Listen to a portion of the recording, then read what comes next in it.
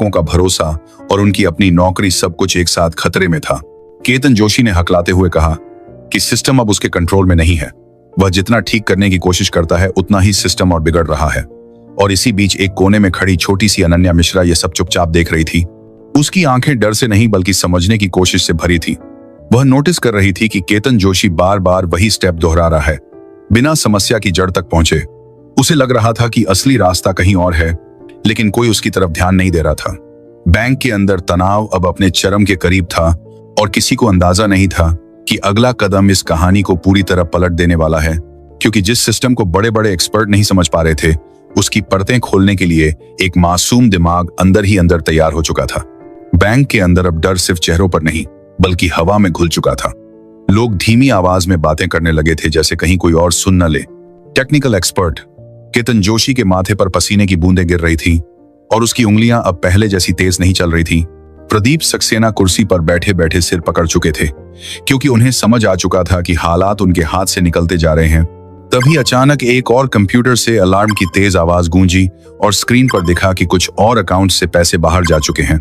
यह देखकर मैनेजर लगभग चीख पड़े, रुको, कुछ तो करो। लेकिन एक्सपर्ट की आवाज टूट चुकी थी। उसने कहा, सर, सिस्टम अब किसी और के कंट्रोल में है। अगर मैं ज्यादा छेड़छाड़ करूंगा तो और नुकसान हो सकता है। यह सुनते ही बैंक में मौजूद लोगों के चेहरे पीले पड़ गए।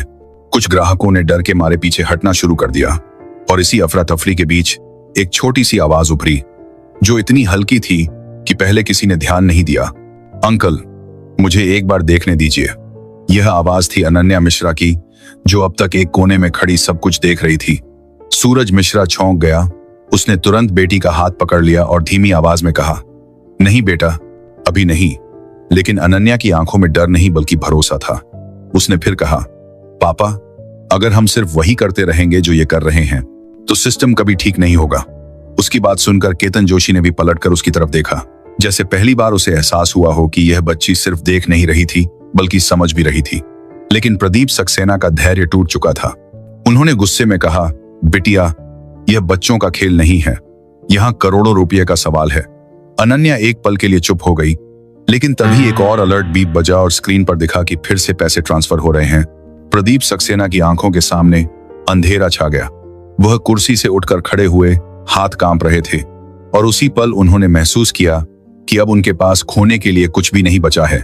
उन्होंने अनन्या की तरफ देखा, वही बच्ची जिसे कुछ देर पहले उन्होंने डांटा था और अब वही उनकी आखिरी उम्मीद बन चुकी थी। वह धीरे धीरे उसके पास आए, आवाज भारी थी, बेटा, अगर तुम्हें सच में लगता है कि तुम कुछ कर सकती हो तो प्लीज कोशिश करो।